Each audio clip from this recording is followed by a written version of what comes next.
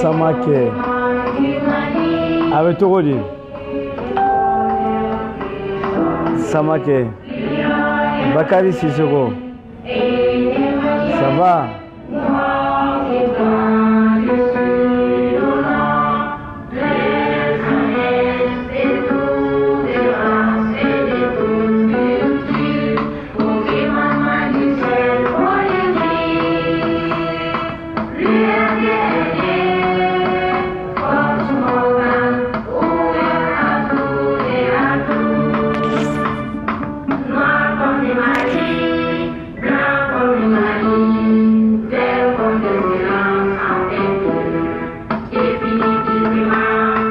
Bonsoir Sissoko.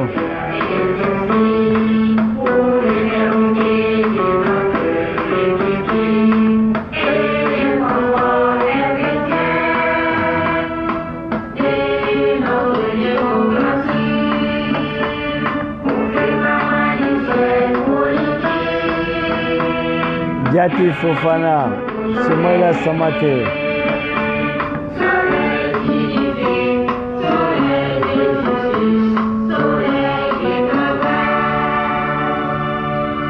Assalamu alaikum Maliens.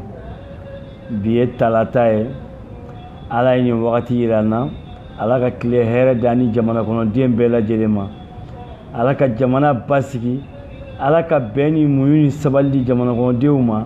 N'o ye an ka laɲini na an ka hakilina na an ka miiriya ye. Maliens ka bɔ dɔrɔn k'a fɔ aw ye k'an balima minnu bɛ degun na Maroc kan y'u ka wele kan mɛn mais k'u kana jigi ambassadeur in na parce que a y'a fɔ mun na u kana jigi ambassadeur la mɔgɔ caman bɛ baara in kɔnɔna la u t'u ka baara kun dɔn u t'u ta kun dɔn tout le temps n bɛ to ka kuma dɔrɔn ka bɔ k'a fɔ aw ye n ko IBK a ka mɔgɔ bila baara la mun bɛ baara dɔn a ka teri sira to yen a ka mɔgɔya sira to yen a ka sira bɛɛ lajɛlen to yen a k'a kɛ maa mun bɛ se mun na o k'o kɛ ambassadeur e bɛ homme d'affaires de kama e bɛ écoledenw de kama ambassadeur homme d'affaires ye mun ye n bɛ fɛ k'a dɔn i bɛ jamana kɔnɔden bɛɛ lajɛlen de kama ne maa o maa wulila yan ka bɔ yan ka taga ye i bɛ o de kama n'o ye malien ye ne nationalité malien b'o bolo ne bambani saba ou bien ɲɔkala ça dépend n'o bɛ mun ka nationalité kan i bɛ olu de kama i sigira yen o de la mais an tɛ jigi u la parce que munna bi baara t'u u bolo mun fana b'o yɔrɔ fɔ aw ye ka d'a kan baara tɛ ambassadeur ninnu bolo bi an bɛ yɔrɔ min na baara t'u bolo ye parce que munna ambassadeur minnu bɛ yen u bɛ Daka sunɔgɔ Sekou Umaru ça va Daka sunɔgɔ ani salaire ko kɔnɔ a banna so u t'a dɔn u taara kun min na diɲɛlatigɛ kɔnɔna na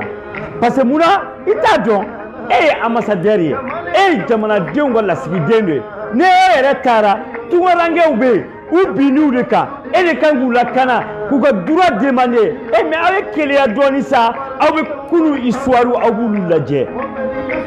bon mun bɛ ne dabaliya ban i b'i ka n'a ka mɔgɔw la o de y'o ye e bɛ yen olu de kama olu ka minɛ u bɛ t'u ka minɛn ta u ka wariw u bɛ taa ta banque la e bɛ se de ka laissez-passer de signer k'a di pour que k'u reflet Afrique contre Afrique mais n'aw ma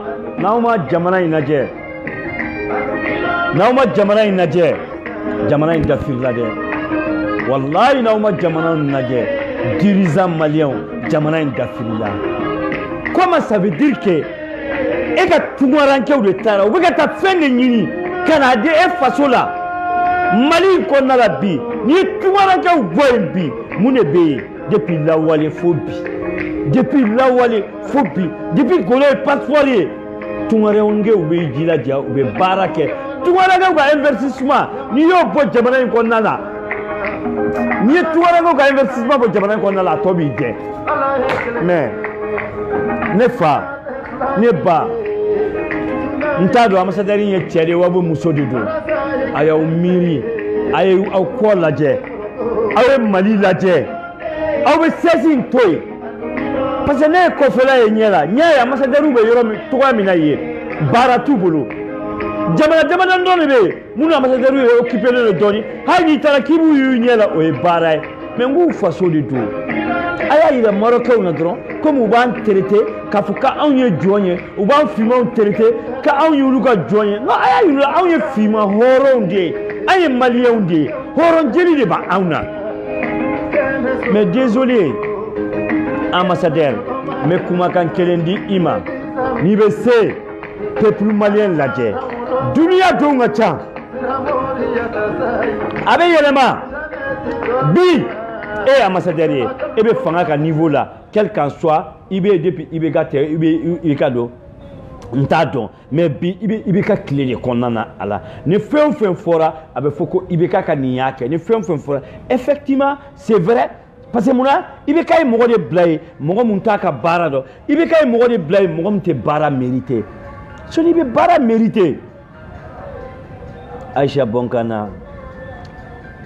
bonjour, bonsoir au Canada, ça va? Ni biga baradon, ni bi takundon. Et ambassadeur de Maliens la sigidene et ou nous ka reflet, ou bi ku kaminanta. Et que laisser passer sien, ka vous ku reflet kana malikono. Eba do be kata fenyini ni la e bulu ka droit défend fe ebe deme o jamana wera de fe e dumbe ulu de kamade ite yere de ni malien la sigide unte ni malien de unte ete takuga la sigide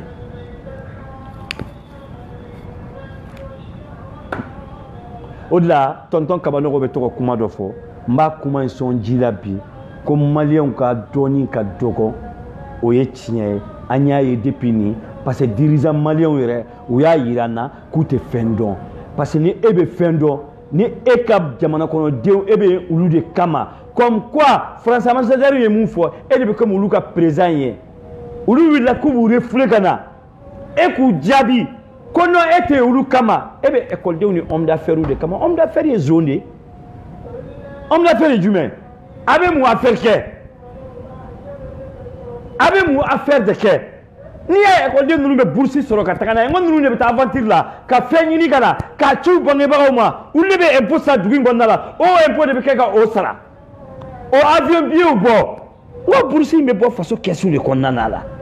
ay malien beke égalité kele ay 18 millions habitants aya beke moi kele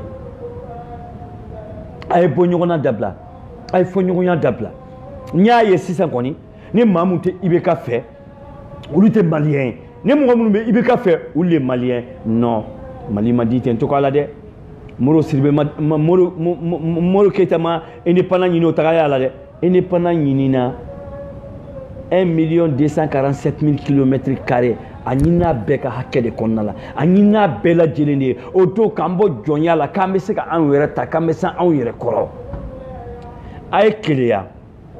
ambassadeur mais histoire que l'enfie peut-être il ka cornigne mais doni fana ko doy 1974 mongo kumeta aventure la Zaire Zambie Mobutu de la ka wili ka jamana kono Afrique ay uba fo anmaye ko sénégalais parce Sénégal de comme Afrique de l'Ouest capitale ka beche kanana yi ka jamana la ko ga na folo toy Touré manju no esegu Touré ni Guinéen be sa ou te nyina ko ni Alpha Condé ala diga o na kumala wallahi billahi avion ye labana Guinée Conakry de mokokoroba u ba don munu be jamana do u ba don munu be histoire do u ba don avion jigina Guinée ay pilote munu mine kudo kasola ka avion mine ka air Guinée sebaka u ko munu ka air Guinée sebaka ko ni ay avion segina fo no ya soro aga jamana go de nga hakke mumbe u ko na fulo mumbe ne Mobutu yo blaka na odon ya so Mobutu ma falente na mamu ye fulani fulafuru ne Mobutu ka télé kun bɛ bɔ fɔlɔ u bɛ Mobutu photo de bɔ kabakolo kɔnɔna la ka na tellement zéroan ye gawaw ye bɛtu de u tɛ fɛn dɔn olu b'a ɲina denmisɛnninw b'a ɲina ko Mobutu kun bɛ bɔ sankolo de la ka na o de kun ye Mobutu ka télé image ye comme an ka hymne national bɛ cogoya min na mais olu tile banna aw ye Sékou Touré ninnu ladege il y a 80 km seulement an bɛ frontière la aw kan ka se ko histoire dɔn Mali ni Guinée yɛrɛ bɛɛ ye kelen parce que n'i y'a jate Guinée dugu dɔw bɛ maliyɛnw de bɛ yen Kisidugu ninnu Sikiri ninnu Kankan ninnu a bɛɛ ye maliyɛnw de ye Kisidugu kɔni maliyɛn de 100% o ye Sunjata y'a kɔrɔkɛ mun gɛn o denw de taara sigi ye anw kisira o de Kisidugu ye mais maliyɛnw an ka keleya i b'i ka gouvernement mɔgɔ an ka keleya bi b'a ɲɛ bɛɛ ça va an ka keleya an ka fɛn dɔw dɔn an ka histoire ɲini k'a dɔn n'aw bɛ yanba bi n'o juru de bɛ i bɛ k'a la kasi juru min na kasi o ye kunun juru de ye i bɛ ka min deli Ala ni kira kama min deli Ala mun y'an da o kama i bɛ ka i n'i ka gouvernement mɔgɔ a ye keleya dɔɔni aw ka ko kɛ mun bɛ bila Mali tare kɔnɔ maliyɛnw degunna u tɔɔrɔla maliyɛnw ɲanina bi an bɛ yɔrɔ min na i bɛ ka anw tɛ nin mérité jamana in bɛ faillite la jamanakɔnɔdenw wulila gɛlɛya de kama faso ka di toro i t'a dɔn tunga ka gɛlɛ f'i ka tile kelen si tunga la parce que n'i wulila sɔgɔma aw bɛ yafa ma kuma la e de b'i ka kiloti ko ka sɔrɔ i tɛ kiloti ko dɔn diɲɛ kɔnɔ o de la i b'a dɔn quand même k'a fɔ ah vraiment n bɔra n faso la n nana fɛn de ɲini n'i bɛ 100 dumu i b'a réduit ka kɛ 40 ye o de ye tungaranke ye olu de bɛ fo Baravo n'olu de ye fasoden ɲumanw ye n'olu bɛ sahara tigɛ n'olu de bɛ taa kɔgɔji tigɛ k'olu bɛ taa fɛn ɲini u bɛ se ka bɔ ni Maroc ye comme quoi u bɛ se ka bɔ ni Algérie ye u bɛ se ka bɔ ni Libye ye ni e ambassadeur m'olu dɛmɛ k'olu don bateau kɔnɔ u ka ji tigɛ u ka taa u ka minɛ comme réfugié u ka papier sɔrɔ u ka na u faso jɔ e Kalaban ACI filɛ jɔn y'a jɔ tungarankew kɔ jɔn y'a ACI initiative nati n'o ye Boubacar Sise den ye Soumaïla Sise Baravo n'o ye a ka fɔlɔ ye a ka fɛn yira maliyɛnw na CMDT kɔfɛ Kalaban ACI bɛɛ ye olu de ye o y'a sɔrɔ ACI ninnu bɛ feere 50 60 ACI 2000 la n'i ye tungarankew bɔ a la i b'i tɛ to mais maliyɛnw an ka miiri nin tile 3 in kɔnɔ an k'a lajɛ Mali bɛ minɛn mun kɔnɔ boy fo fana famille salam alaikum Mali bɛ minɛn mun kɔnɔ a bɛ ka bon an k'a lajɛ mɔgɔkɔrɔba minnu bɛ yen n'u bɛ se ka kuma IBK fɛ u ka kuma IBK fɛ faama minnu b'a kɛrɛfɛ aw b'aw ka intérêt to yen n'aw bɛ se ka kuma IBK fɛ aw ka kuma IBK fɛ IBK ka kɔfilɛ jamana kɔnɔdenw na IBK k'a bila kunna k'a tɛ bagan kunna IBK k'a bila kunna k'a bɛ 18 millions habitants de kunna k'u bɛɛ ka hakɛ b'a kan sini kiyama kɛnɛ kan k'a ka miiri o la a k'a denw lajɛ a k'a mɔdenw lajɛ a k'a kɔ lajɛ mun bɛ fɔ a ye Sunjata tɛmɛna a ka ca ni san 100 ni kɔ ye mais bi a tariku bɛ yen ne ye Sékou Touré mun fɔ sisan a sara 85 mais n y'a ka histoire de fɔ a ye kɛ de kɛ n'i y'a kɛ dɔrɔn a bɛ fɔ IBK a kɛ a ka fɔ juguman dabila kɛli la IBK i bɛ ka baarakɛlaw ta minnu tɛ Mali baara mérité minnu bɛ jamanakɔnɔdenw tɔɲɔ minnu bɛ jamanakɔnɔdenw tɔɔrɔ ni jamanakɔnɔdenw bɛ gɛlɛya la n'u bɛ k'u ka hakɛ de ɲini i bɛ k'a lajɛ i ka layɛli kɛ dɔɔni i ka lamɛnni kɛ dɔɔni i bɛ ka i jugu sara ka tiɲɛ f'u ye comme anw n'a ɲɔgɔnnaw hali n'i ma anw sara anw bɛ se k'a kɛ Ala kama anw bɛ se k'a kɛ fasoko kama i sigilen don ne t'i contre la dɛ bilahi ilazi haram ne b'a kɛ jamana de kama non pourquoi me k'i contre la e mun na e da ka ɲi da ka ɲi ne da ka ɲi da ka ɲi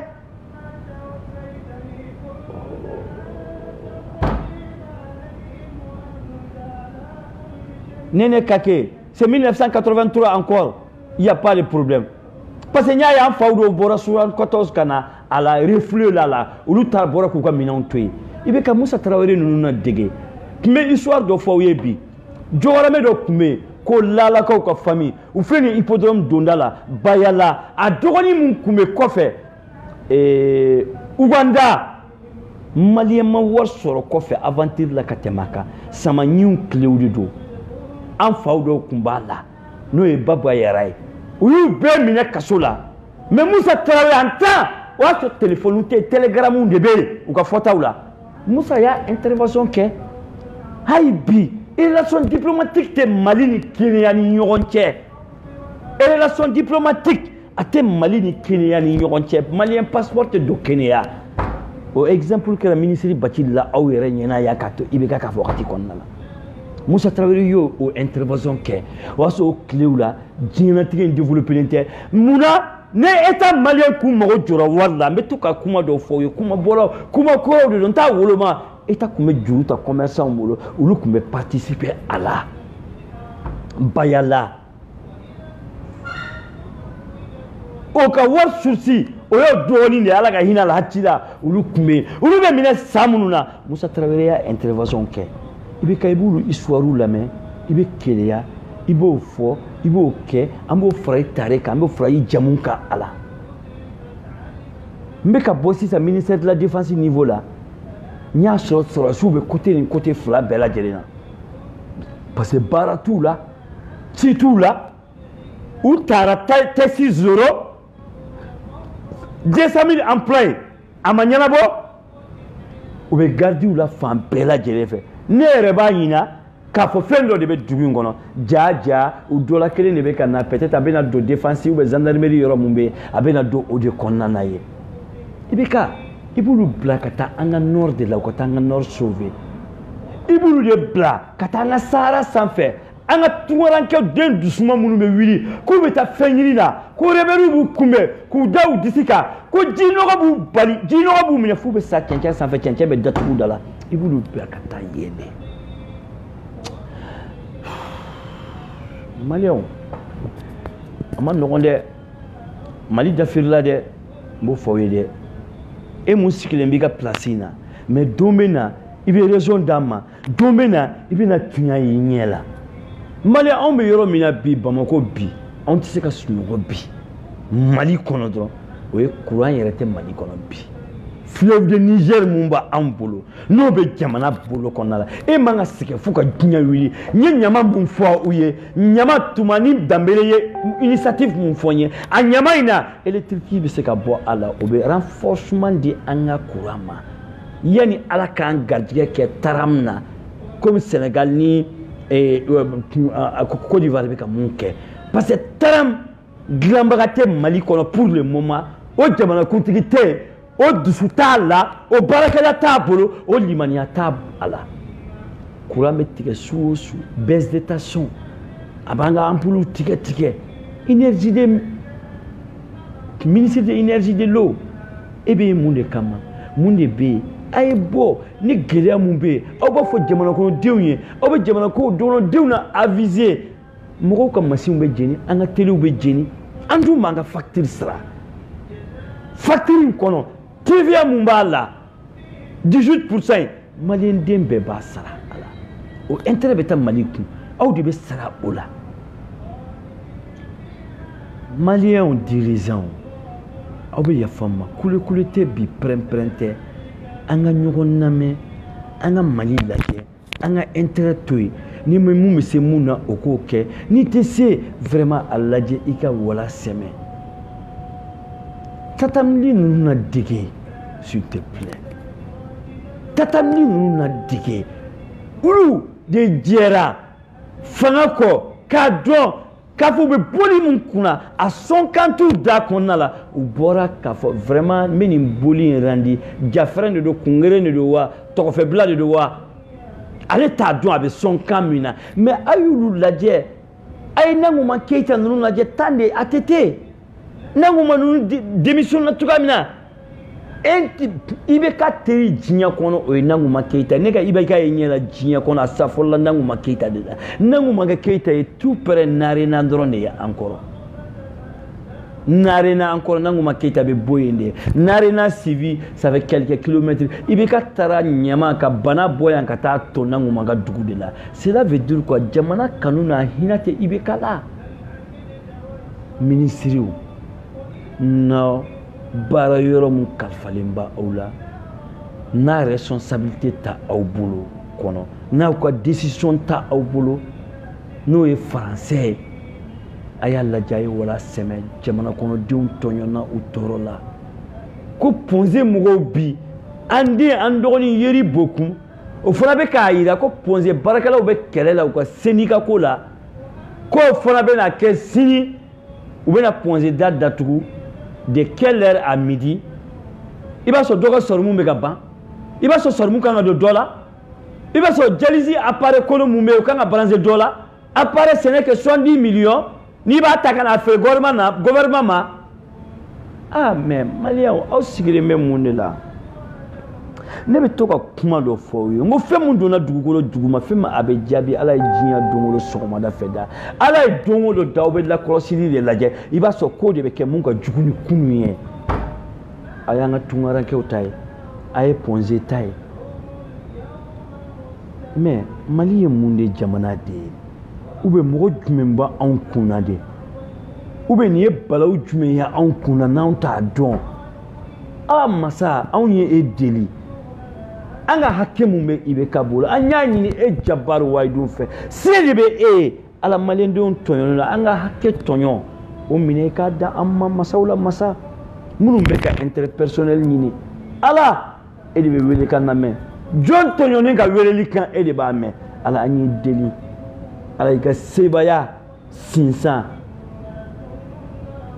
on yi mali khalifa ola on ni malien an khalifa lembo ola ne daba masa ala c'est à on y jonye on toyone no bide ni gouvernement mbolo de ana zizu ye kala sabake uma sara salarié dematigi hay tegala kala sabani ma sara o e bara ibolo o kala sabakono e kon ka klagata zizu buka école ou ka diu ka école minon santuko ya jumenke bien vrai que mali zitisi mo no yo fuye me klaka no kama umai mais akere gelobé ulu kausa e masa ita anga hakeda amma ita anga hakeda masetiki ala malion segenade malion nyani nabi malion torola bi minorité de be munun be ku dam bari malien jelila kanga hakke dumu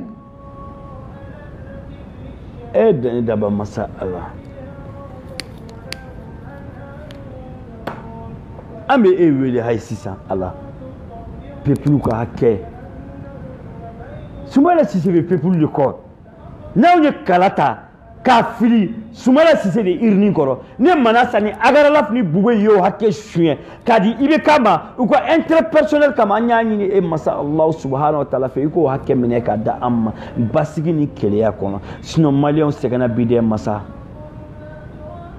en fadi on fle nene la nene be Maroc même jacketi tout bolo ku ka fini tout bolo hay ko valsi tout bolo kanga la sigide mumbe o de malion de on jabi ni nié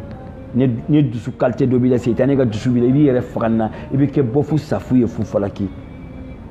mais awe fotu waranke baravo awni foli bi awni foli sini aya jira masala masam beseka haken kani awye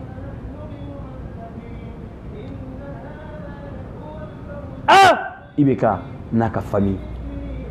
ibeka naka moko mais ibeka dit avion combat Moussa ka ministère de la défense brisé état-major brisé sumo wallahi a betara kono fight la e o sani mun ke ibeka o nyatite malié 90 temenen ko fait droit de l'homme et tu sais qui jo sans faire ka fibika jamana den kelen bombardé suroka u yanga hak jamana kono deunde ibeka o kumeseka ni hakebe nati ibeka o kumeseka ni hakeu nati bi ibeka ne bola ministère de la cisa ne bola contrôle financier la cisa ibeka nous qui mako ça va billahi ça va pas wallahi billahi asuma bagayo solo tamani ça va nous qui mako ça va billahi ça va pas ne solla ka wuli katra au-delà kata yata sai wallahi billahi sigi an sikiri ndoro ne biya mais wallahi foite an be yoro mina bi foyi tɛ anw bolo yan bi an bɛ yɔrɔ min na bi hali an bɛ segin so a ka gɛlɛn an ma contrat tɛ se ka engagé mandat tɛ se ka sara foyi mais i bɛ ka an bɛ jamana qualité jumɛn kɔnɔ ni mun bɛ i kana dogo maliyɛn denw na i tɛ ɲɛ ma i k'a ɲɛfɔ an ye komi an kɔni bɛ dɔɔnin dɔn a la an b'a dɔn tubabukɛ tulo bilen ta ka Miskala Zarati bila ka na en tant que ka e to Mali fanga kɔnɔna la parce que n'i y'a ye wari bɛ na baara de bɛ yen projet de bɛ yen ATT minnu kun ye sɔrɔdasiw ye ATT minnu kun ye sɔrɔdasiw ye n'an b'a fɔ sɔrɔdasiw kunkolo t'u la million camancɛ projet ATT de nana n'a ye Mali kɔnɔna na yan million camancɛ bɛ bɔ yan don min na u bɔra n'u ka 270 milliards de y'u fɛ yan ka taa n'i ye facture déposé 3 semaines virement bɛ bɔ yan tɛ dɛ n'i y'a mɛn surafɛn bɛ di virement bɛ bɔ Amérique de kana bila i ka compte kɔnɔna na la i bɛ ka olu bɛɛ taara i bɛ ka Jabali filɛ nin ye Alatona filɛ Ponta filɛ nin ye Bamada filɛ nin ye i bɛ ka Mansina mara dɔrɔn i bɛ ka e bɛ mun don ninnu engin ninnu na k'e bɛ taa combat kɛ n'u ye ni avion ninnu na ni kun bɛ se ka office ka développer san 20 ɲinan kɔ a bɛ fara e jamu kan a bɛ fara e ka tare kan a bɛ fɔ i bɛ ka ye baara kɛ mais i bɛ ka baarakɛla tɛ e bolo a limaniya tɛ e la kariya tɛ e la parce que a surfacturation aw bɛ se ka mun sɔrɔ n'a fɔra ka fɔ wayi a marché dira yan fɛ aw ka taa nɔfɛla la ka taa Jabali ka segin ka na o ye baara y'aw bolo ka taa Bamada la ka segin ka na o ye baara y'aw bolo mais avion nana a cunna avion sɛnɛ kɛ 2 millions de dollars 3 millions de dollars ni avion combattant i b'a san irisi la mais aw b'a surfacturer aw ka défense mun sigilen bɛ ministère des finances la n'o ye Wahabu Touré aw b'a facturer de 18 à 15 à 20 19 milliards 8 milliards 7 milliards heure bɛɛ o mandat de bɛ tɛmɛ k'a sɔrɔ mandat bɛ trésor kɔnɔ 100 250 260 tɛ mandat tɛ tɛmɛ million kelen mandatigiw bɛ sigi ka kasi banque filɛ ka entrepreneur ka sow saisi ici u bɛ sigi u ka da la sommation b'u bolo heure bɛɛ lajɛlen cɛbakɔrɔ dɔrɔn de ka da bɛ kɔngɔ i bɛ dogo i b'a fɔ i den i muso ye k'a fɔ ko i tɛ i denw yɛrɛ b'a y'u fa bɛ k'a dogo ko i se bɛ ka nalen mais i bɛ ka i t'a lajɛ i ka wala sɛmɛ n'i tɛ se i bɛ ka i t'a lajɛ ni Mali kanu t'i la i k'a bila i bɛ ka i dun ye san 5 kɛ tapis rouge in kan dɛ i ye san 5 kɛ avion kɔnɔ avion in n'o y'a sɔrɔ avion mun arrêtelen tɛ maliyɛnw ni avion bɛ état bolo jamana kuntigi bolo a bɛ arrêter ministère de la défense de tɔgɔ la a tɛ tɛ ka avion jɔlen filɛ aéroport la arrêter ministère de la défense tɔgɔ la i bɛ ka avion arrêter tɛ défense tɔgɔ la a bɛ société de tɔgɔ la i bɛ ka i t'a la i ka hinɛ Mali la dɔɔni i bɛ ka i t'a la Mali tin ko la ye dɔɔni n'i ko k'i ye jata mɔden ye ni juru b'i la kasi n'i ye Keita ye i t'a anw lamɛn nin na dɔɔni i bɛ ka sinon sika b'i ka Mali kanu ko la dɛ sika b'i ka Mali kanu ko la parce que i bɛ ka i to maliyɛnw to dingɛ kɔnɔ ka avion san 23 milliards avion qui coûte même pas 5 millions de dollars i bɛ ka depuis o la ne kɔni y'a dɔn o don de ne y'i bila k'a dɔn k'a fɔ vraiment Mali kanu tɛ i bɛ k'a la o don n'o y'a sɔrɔ mɔgɔw tun bɛ tɔgɔ ɲini na a compte in taara dayɛlɛ jagoya BDM na parce que dafe kun bolo dafe bɛ fɛ ka to yen ka avion san k'a da aw ma a la Boubé Maïga bɔra k'a bɛɛ fɔ an ye dɛ a y'a filenkolon ci a y'a baragolo ci dɛ a ko société parallèle de dayɛlɛnna a nom de Ben Barka n'o i muso dɔgɔnin den ye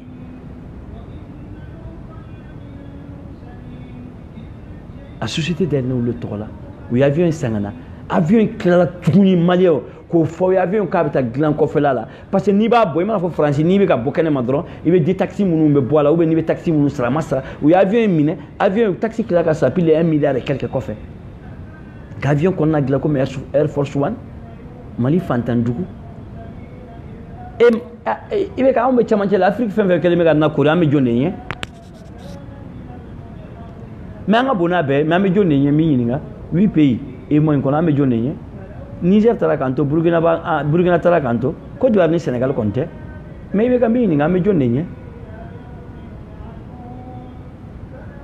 mais Ibeka mba fiye hay sisan ni ma malende o na me ate bende ni mi nyesi malende o mama inde Ibeka na on bora biebe po sini kita musoro fo iko kiye duwa ode ya wan sonoma duwa ode na duwa ode an sonoma mais hakke fe mi se barka la jina tkela o hakke de ni ngali ke nu te ka fiye mais Ibeka mundo na duwulo jugola be ka jabi de il va activer, il va suivre, il va analyser, n'a pas de jabi, n'a pas de jabi. Malien, n'y est qu'à fouiller, n'a pas de anga wili. Si on a un retard là, n'a pas wili à Diala, n'a pas wili à Goyala, n'a pas wili à Diala, n'a pas wili à Goyala. Quand on retraité, il y a les 5 qui sont au Massara. Et retraité, cela veut dire quoi? Moi, je suis barra là. Nous, les gars, aux cotisations, il y a une pièce là. On a à monter. Aux cotisations, les frappes, les millions à hacker. Avec dama kalo fla kalo sabakona là. Duti qui choro bado. Chebe sangadama, sogobe sangadama. Abo dum, abaka demba ya balo. Peut-être à dembe sakoro, à dente sakoro. Ou les 5 au Massara. Ibeka a un salaire de base de 150 millions de francs CFA. Mali n'y a Fantandougou. Et que le Premier ministre a 75 millions. Et que l'Assemblée président a 1 million, 10 millions d'euros. Francis président a 16 000 euros. Mais Ibeka, vous dites que vous êtes des bourgeois. Mais non, bourgeois, tu es retraité en tout cas là. Bourgeois, tu as dit que 150 millions. Il veut que l'État Mounabi et c'est la déclaration que télé la Malien nega sera million kemen biduru de bon ne jera million kemeko ka di Mali façon ma passe Mali be gelea la ne jera million kemeko ka di zizuma uga ku ku la yini dafa ministre des finances il y a ka la de ni ga biliser ni be se ka mun bo la ka faraka ibo faraka ne ga premier ministre ni ga sera ne million biduru bo la ka di ne ga assemblée président ga sera ne million mo bo la ka di non kulukoro ko Isaac ye ni jiw be ka de ko so de ko na la amu se ko tako di jamana ko leuma a vraiment jamana be gelela bi anga ndi docteur uma mais be ka me kuma kan kelen ron le fiye I jugu sara ko tinya fiye no ya awnyi ni pion fula e kan de kebi ame yoro mina baraw barabi bolo jinya kono ka malien wele ki ka dépasser ka dobala ini doni sumala sisi ka kuma aga hakebe dama to me ko fo nation yen bamanan kana iki tegala bo sumaya ye iki tegala bo bamunta ka ye ne 1991 na be kabini kono no aso chebe kun tega do kabini kono ado ka fuko ka wele dike ko Musa Traoré menena iki tegala bo Umar Markoe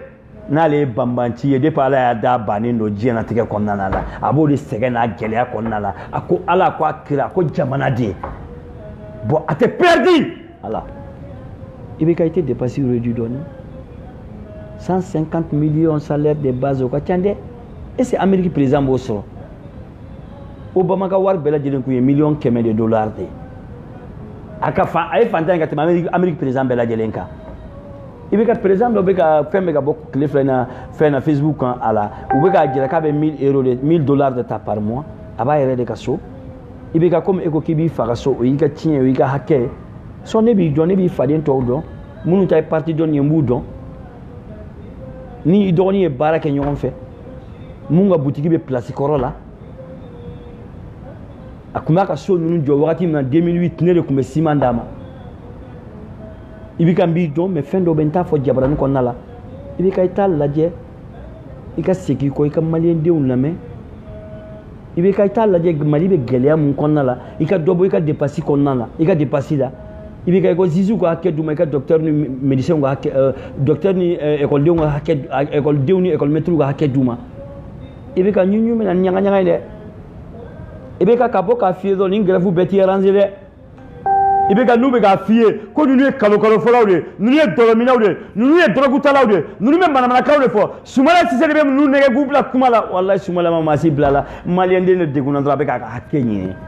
nyini mo te mo blalaw i ka hakɛ de don ne bɛ se k'e bila k'e ka hakɛ ɲini non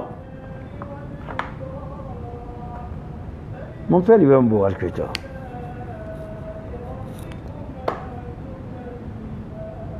i t'i ka ministre des finances wele aw ka kuma ka ɲa kosɛbɛ kosɛbɛ n'o y'i den n'i yɛrɛ ka kuma docteur Boubou Cissé k'i dalen b'a la i bɛ ka pare k'a ye 2019 hakɛ impôt minɛ o la dɛ n t'a dɔn n'i ka ordre de don ou bien ni mun de don i bɛ ka budget voté le mais recette min bɛ na a tɛ taa sira fɛ i bɛ ka recette bɛ taa min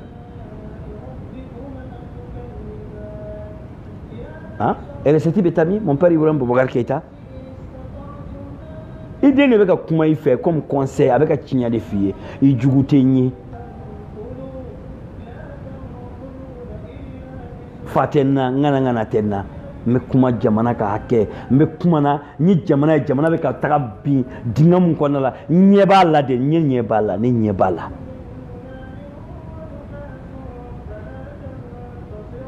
maliyɛnw n'an ma wuli a diya la an bɛ wuli a goya la dɛ an tɛ wuli depuis sisan Mali dirigeant minorité minnu bɛ ka fɛn minɛ aw t'a lajɛ aw ka kuma Ibrahim Boubacar Keïta fɛ minnu bɛ grève la aw dɔgɔ n'aw kɔrɔ aw balimaw de aw bɛɛ kelen an bɛɛ maliyɛn kelen de dɛ dɔ tɛ se ka dɔlɔ min dɔ ka kalokalokan fɔ i bɛ ka i tɛ keleya dɔɔni ATT mun ye sɔrɔsi i tɛ keleya ka baara kelen na ATT mun gɛnna ka bɔ Mali kɔnɔna la coup d'état ni i nana n'i ko k'i dɔgɔnin n'o tilala ka segin na ni dɔgɔtɔrɔso in jɔ an ye Mali kɔnɔna la i tɛ keleya dɔɔni i bɛ ka i tɛ mɔgɔ ɲini mɔgɔ minnu bɛ se ka projet monter ka wariw nati bon i bɛ ka projet bɛ monter wari bɛ se ka na kelen fila dɔrɔn de la sɛnɛ kɛnɛya bagan mara sinon tubabu foyi t'aw ka wari d'aw ma k'aw b'a kɛ marasi ye i bɛ ka investissement de nord n bɛ fɔ wagati k'a 1000 milliards tun bɛ yen dɛ mais a mise en place ma kɛ dɛ comme e tɛ mise en place dɔn ne b'a dɔn i bɛ ka b'a dɔn i bɛ ka i tɛ négociation kɛ cogoya min na i ni dɔgɔnin Sumala Sise o wari ninnu bɛ se ka na cogo min na ka jamana bɔ dingɛ kɔnɔ an ka keleya an ka baara kɛ i bɛ ka Ivoirien ka taram bɛ ka fɛn dɛ mais i bɛ ka Macron ye e den de dɛ Macron dun bɛ ka kɛ Alassane ninnu ye dɛ ani Macky Sall ninnu ye dɛ i bɛ ka i ka ministre Diop ye papier in signé don min na mais n ko Macron ye Macky Sall de wele Macky Sall taara ka jamana kɔnɔ Macky Sall y'a jira minnu bɛ a tɛ se ka papier kɛ k'u bila ka na mais dɔwɛrɛ kɔni a t'u dɛmɛ u ka taga bravo Macky Sall mais Macky Sall ye investissement mun sɔrɔ ka na a ka dugu kɔnɔna la bi jamana kɔnɔden tɔ minnu bɛ yen olu bɛ se ka to yen ka baara kɛ o bon i bɛ ka Macky Sall ka mɔgɔ pili par bɛɛ lajɛlen bɛ taa aventure la o ye fulaw de ye o n'o ye futakaw ye o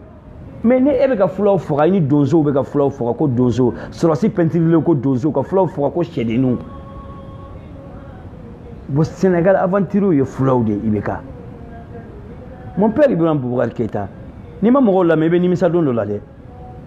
n'i ma jamana kɔnɔdenw lamɛn i bɛ nimisa don dɔ la dɛ i bɛ ka kana minorité in lajɛ minnu b'i kɛrɛfɛ bi dɛ comme Wabu Ture ninnu bi olu bɛ ministère de la défense la bi e denw ka commandement bɛ yen ni mun bɔra dɔ bɛ d'u ma mais a bɛ ban dɛ Wabu 16 mais a bɛ ban walayi e nana Dabita o de sɔrɔ yen dɛ o m'a kɛ comme e bɛ ka kɛ cogoya min na dɛ non parce que Dabita o t'u ka clan ye e ye Boubou Cissé ka clan de ye Boubou bɛ ordre de di e b'a kɛ o ye wajibi de ye i bɛ ka n ye kuma dɔ mɛn bi o fana o bɛ sɔn ka gɛlɛya dɛ ko banquiw bɛna juru donni dabila Mali commerçant na n'i y'a mɛn banque commerçant de don n'i y'a mɛn Mali commerçant de don i bɛ ka o sanction ye o ma nɔgɔn dɛ ka bɔ k'a f'i ye mon père Ibrahim Boubacar Keïta i denkɛ de don Ibrahim Yatasaye ni n t'i jugu ye ni n bɛ jamana de ka hɛrɛ fɛ na anw de tun y'i sugandi 2013 n'i dɛsɛra n'u nana fanga in suɲɛ k'a d'i ma i t'a la ye mon père Ibrahim Boubacar Keïta i ka Sumala Sise ka hakɛ d'a ma i ka peuple malien ka hakɛ d'u ma wa i sukoro k'a la kisɛ kelen dɔrɔn awɔ ji dɔ k'a la i t'a lajɛ i ka malien peuple ka hakɛ d'u ma ni dɔgɔnin mun ni projets b'a bolo n'a bɛ se ka baara kɛ ni maa mun y'a jira n'i tilala médecine kalan na i bɛ recruter automatiquement fonction publique la ni e mun ka slogan kun ye 200 000 employés ni 1 million chômage nati Mali kono ini amikan ga hakilina me bloqué willa problème ta la on ta dugu kono kana wallahi e willa was no la sa non et sika ne ka video tien ni e bloqué ga ban wallahi ne kungoloto amikan muna no amikan mumba ina ka foko fini mba kana ko cheya de do no te che bonya ibeka me mu foye ni ya ibe nimisa korolen ko kura manya me tinya ka ala ya nimisa atete ko billahi an nimisara na foriye an nimisara na mafiye an nimisara ibeka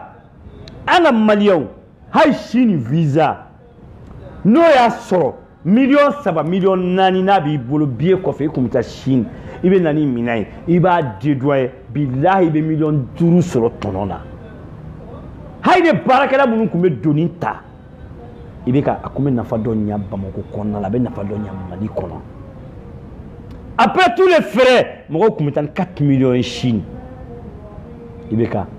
fasati nkele ibe fasati sa anga dereme muganduru muganworo ibe na iba feria ibe fen soro ibe dédouanement ke ibe emploi créé maltelda William Fleni oli laté na klala kana o ci 1000 personnes de kumbe barakeye ibe kay ma barake de mon père Ibrahim Boubacar Keïta mba do barake la tibolo mais ne barake la te ebolo ibe ka ebe tugo ya muna ibe ka alaje ika nyesi ka jamana ko ndewma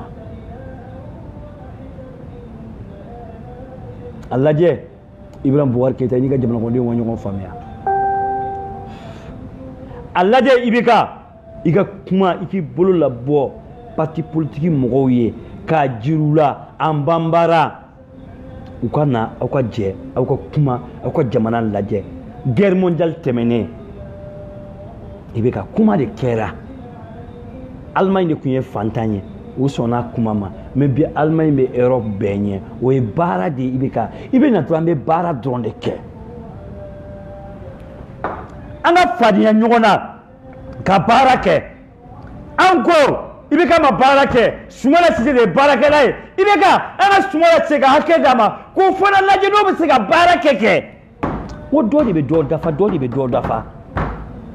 mon père Ibrahim Boubacar Keïta doli be do dafa sanduruke ema barake sumaya gaina na ko kumaga o kuma munne kera to mo santanke munama santanke to munne santanke uli barake alfomar konare jamana kono diw nyede alfomar konare jamana kono diw nyede alfomar konare nana ya visa nogoyara alfomar konare nana ya dugukolo ko nogoyara dugukolo ko valeur donula o kera ya atete nale barakera siro glana ni portaw fe ko di taw fe ni siraw kera avec facilité nati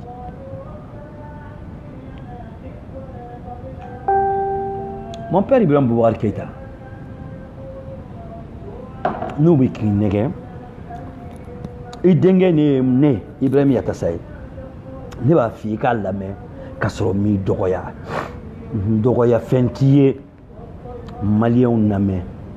anga keliya anga barake Ibeka 181 km Nara Djidjani Sirafara, ça fait plus de combien des années? Ibeka ito glan ko fara I jamuka, ito financement nini, iti dogani subara si se wele ago gla. Obeke boda nani me kambolo ka do murtani kono. Na ija ibito nyono ibita murtani, ibito nara ibita murtani, ibito nyoro di sali ibita murtani, ibito kaindi ibita murtani. Ibeka ne boda ou tchaera ngo be bara de natine malien population en dessous de banques kono ame commerce ka ame balo commerce de la Ibeka. Mon père Ibrahim Boubacar Keïta ita laje ika malien name ita laje ika jamana ko dion consulter ita laye ka don k'a fɔ anw tɛ dɔrɔkutala ye an tɛ dɔlɔmina ye an tɛ foyi foyi ta anw bɛ yɔrɔ min na bi Mali ka hakɛ démocratie sauveli an b'o o de kɔ la c'est pour cela an bɛ wuli an b'a f'i ye n'u b'a f'i ye k'a fɔ k'anw ye kalo ka fɔlaw ye n'u b'a fɔ i ye k'a fɔ k'anw ninnu ye dɔrɔkutalaw ye n'u b'a f'i ye ko ninnu ye ɲɛngo i bɛ ka i ɲɛngoya t'an na wallahi i ɲɛngoya t'an na Maliyɛnden bɛɛ ka kan anw ye faama bɛɛ ka kan anw ye mais an y'a ye sansi mun dir'i ma i ma se ka baara k'o sansi kɔnɔna la i ye san 5 kɛ a barika Ala ye san 5 dɔ in ni dɔgɔkɛ de gagnera la n'o ye Sumala Sise i t'a lajɛ i k'o ka hakɛ bɔ k'o d'o ma i ka peuple ka hakɛ d'u ma i bɛ ka senkelentigiw la maloya i bɛ i k'a dɔn quand même ko mɔgɔ dɔw bɛ yen bi u b'i nɔfɛ bi fɛn de don i bɛ i tɛ kunun lajɛ olu ye mun fɔ e ma i ka bi lajɛ mon père Ibrahim Boubacar Keïta n b'a ɲini i fɛ n'i ma jamana kɔnɔdenw lajɛ k'u lamɛn jamana tɛ se ka fonctionner tan dɛ i bɛ ka n'an ye kalo 3 kɛ nin kɔnɔna la Mali fonctionnaire tɛ se ka sara dɛ o de la n bɛ to ka f'i ye ɲuɲu bɛ wuli ni ɲagaɲaga ye ni bɛɛ wulila don min na a tɛ nɔgɔya Bamakɔ kɔnɔ an t'o mérité o Keïta Yatasa ye i t'i denkɛ lamɛn k'a dɔn quand même ko baarakɛla t'i bolo k'i ye minnu bila k'i dalen b'u la k'u tɛ ka baara kɛ dɛ ko ministres de bɛ wuli k'a f'u ka DFM ye ni mago bɛ nin wari hakɛ la a ye besoin dɔ créer n b'a bɛɛ fɔ n ko semaine in kɔnɔ n b'a bɛɛ fɔ k'a fɔ u ka DFM ye ni mago bɛ nin wari la ministre de b'o fɔ a da la DFM bɛ approuvé wele u bɛ besoin créer besoin mun tɛ ye o ye mun ye anw ɲɛ bɛ encre in na anw ɲɛ bɛ papier la wa k'a bila ka taa deuxième P la u k'a valider e ka na e bɛ warijɛ bɔ k'a d'u ma u bɛ mandat dilan k'a d'e ma o mandat bɛ sara $50 millions $60 ko ministre de b'i bolo Ibrahim Boubacar Keïta ko ministre baarakɛla t'i bolo n b'a bɛɛ fɔ dɔgɔkun kɔnɔ n b'a bɛɛ fɔ n b'o ministre dɔn i bɛ i t'a lajɛ i ka jamana lajɛ dɔɔni mon père i bɛ yafa n ma bamanankan na a kuma a ma nɔgɔn n t'i dɔgɔya mon père Ibrahim Boubacar Keïta i ɲɛ yɛlɛ dɔɔni i k'a lajɛ i ka jamana kɔnɔdenw lajɛ i k'a lajɛ u bɛ ka jamana bila ka taa fight la ko o mandat minnu b'u bɛ wari d'u olu bɛ sara minnu ye marché kɛ règlement na olu ka mandat tɛ sara pour quelle raison maliyɛnden bɛɛ ka hakɛ kan ka kɛ kelen ye i bɛ ka ko mɔgɔw de b'u disi gosi bi ko fɛn b'u olu kun e ye fɛn bɔ min fɛn bɛ ɲini cogo min na e b'a dɔn e bɛ wariko ɲɛdɔn Mali CFA ye jumɛn ye i bɛ maliyɛn 100 lajɔ Mali CFA ye mun ye a tɛ se k'a fɔ i ye ko nin ye Mali CFA ye maliyɛn 100 a bɛ CFA dun mais CFA jumɛn y'anw ta ye bilahi a t'a dɔn bon n b'o fɔ ye maliyɛnw CFA mun a bɛ den bɛ CFA mun kan o de ye maliyɛn ka CFA ye i bɛ ka i t'a lajɛ dɔɔni i ye dɔ kɛ fanga kɔnɔ dɛ i mɛnna kɔnɔ dɛ i t'olu ka tiktakiw lajɛ i bɛ ka i tɛ Alpha 97 lajɛ n'a fɔra k'a fɔ ko fanga nana kɛlɛ cogoya dɔ la k'a di Alpha ma Alpha keleyara ka baara kɛ dɛ i bɛ ka falajɛ sira in ne delila k'e ni Alpha y'a la 1998 aw bɛ mobili kɔnɔ aw bɛ ka sira in visiter ka taa ne bɛ Alpha dɔn depuis 1990 mon père Alpha Oumar Konaré a bɛ n dɔn depuis a ma kɛ président ye k'a ka bureau to Tɛrɛngari la i bɛ ka bɔ k'a f'i ye i ka ministres u tɛ baara la ka bɔ k'a fɔ Kamisa ye bon maliyɛnw b'a fɛ k'i ka baara dɔn e ye ministre des affaires étrangères ye ambassadeur bɛ e de bolo kɔnɔ ko Kamisa e aventurier de i tun bɛ Amérique ko an ka tunkarankew filɛ nin ye Maroc bi Quand ambassadeur Mumbe, quand vous avez tout malien, mais laissez passer que vous blacana, ou quand vous bolo, ou quand vous bagila, ou tout ce que vous avez retiré, il veut oui, Kamisa y est démissionné et Kamara. Il veut oui, il court Luka Hakeninu. Aw b'a lajɛ aw bɛ mɔgɔ minnu bila ambassadeur la sinon ambassadeur caman bɛ n'u bilala Dakar sunɔgɔ de bɛ a dɔw bɛ na Bamako yɛrɛ ka sɔrɔ hors de mission tɛ an b'o caman dɔn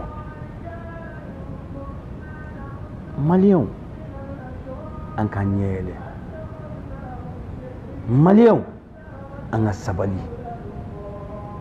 an ka wuli an ka jɔ an sen kan sinon Mali ni y'a dafilitɔla ye an bolo kɔnɔna na a la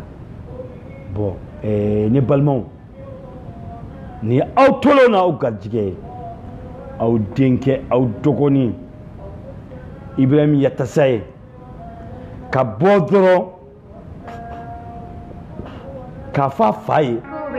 n'o ye nation bɛɛ fa ye Ibrahim Boubacar Keita a ka Maliens lamɛn n tɛ bɔ kuma kɔnɔ n'i ma an fa fo an mɔkɛ n'o ye Haidara la Haidara ye n'o ye Haidara jɛman de ye n'a ko Ala kira n tɛ bɔ n'an ma Mamadou Diko fo n'a ko Ala kira ko Boubou Cissé n'a ka douaniers y'o bali ka baara kɛ o mun bɛ 10 premiers du plus riche du Mali kɔnɔ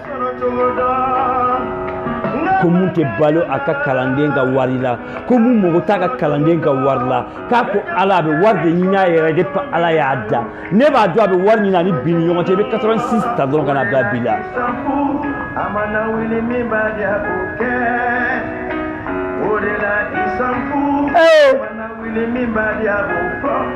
aw ni bu ye n'a ka denbaya ni Mamadou Diko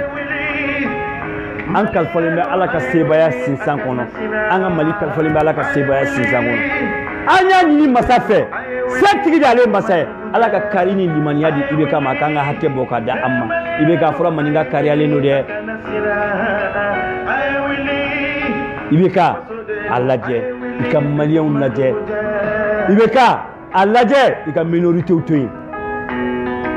sisan n'i bɛ taa yɔrɔ la sɔrɔsiw bɛ yɛlɛ a ye mɔgɔw ka so sanfɛ IBK Maliens mago to o la an ko an ka hakɛ an ko basigi IBK i ka lakana b'anw Maliens bɛɛ lajɛlen de bolo kalamani t'i wagasi mais an mago b'an ka hakɛ de la IBK kunun lajɛ i ka bi lajɛ IBK Sanogo ka tile n'a ko ku n'i ko bananku i b'a dun kɔfɛ IBK n'i ma Maliendenw ka hakɛ d'u ma Mali bɛɛ bɛ wuli ɲɔgɔn fɛ dɛ wallahi Maliens bɛɛ bɛ wuli ɲɔgɔn fɛ ka sira ta sɔrɔsi minnu formé b'i bolo ne kanfile b'u la n'u formé la nord de la n'u formé la an ka impôt de kan n'u kan ka taa nord de la n'u kan ka taa jizi minɛ ka bɔ Amadu Kufa bolo ni dalen b'u de la wallahi mugu b'u bolo n'a ciyɔrɔ t'u bolo u b'a ci Maliens na yan un jour parce que nin ko saba bɛ ka nalen écoledenw médecins école maîtres ka fara juges ka kɛrɛfɛ kan wallahi i b'a ci an na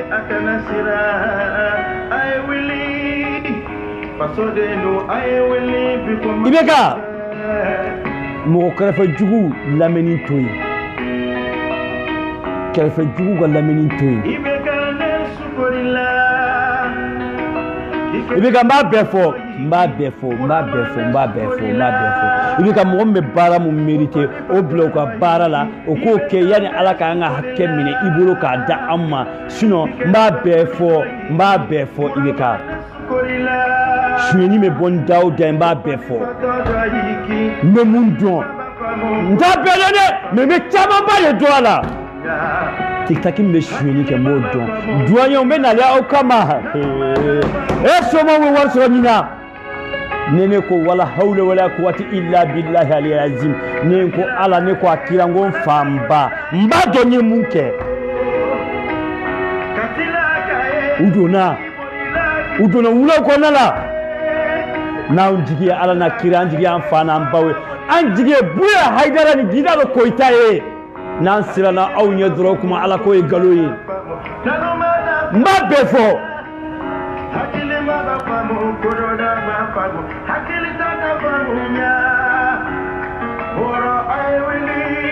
Mali an ka Mali lajɛ an ka interpersonnel to yen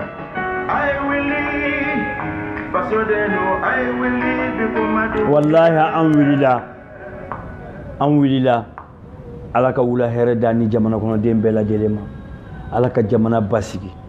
ala ka bɛn ni muɲu ni sabali jamana kɔnɔdenw ma ala ka kari ni limaniya ala ko di IBK ma a ka taga ka bɔ an kunna IBK jamana lajɛ o de kaɲi mon père Ibrahim Boubacar Keita n'o y'i denkɛ de chaque 14 heures n bɛ n ka baara de bila faso ko de don ka na kuma i fɛ conseil la ça fait 3 ans n b'a kɛ jamana ko de kama IBK n ka intérêt personnel tɛ ni Mali IBK kɛlɛya sa i k'olu ka kow lajɛ sa IBK n ye mun fɔ ye Seku Ture ka cas in lajɛ dɔrɔn a ye mun kɛ Zahir la dɔrɔn o cas dɔrɔn lajɛ dɔrɔn IBK IBK an ka maliyɛndenw sɛgɛnnen don bi u filɛ nin ye Maroc u dalen bɛ yen k'u bɛ ka reflet nɛnɛ wulila Maroc nɛnɛ tɛ buna hadamaden na IBK relation diplomatique ba de bɛ Maroc ni Mali ni ɲɔgɔn cɛ IBK an dɔgɔw na an kɔrɔw na an ka maliyɛnw an badenw u filɛ nin ye Maroc bi nɛnɛ la u bɛ carré kɔnɔ an ka lasigiden mun bɛ n'o ye ambassadeur ye k'a ko a t'u reconni ale bɛ mɔgɔ minnu reconni ye k'o ye écoledenw ani homme d'affaires de ye IBK wuli i ka jɔ o la i k'o lajɛ i k'o ko régler o juru b'i la o hakɛ b'i kan na mon père Ibrahim Boubacar Keita ni ne ka kuma ka ɲi ka f'i ye maliyɛndenw ala ka wula hɛrɛ da an n'aw ma ala ka jamana basigi ala ka bɛn ni muɲu ni sabali jamana kɔnɔdenw ma salamu alaikum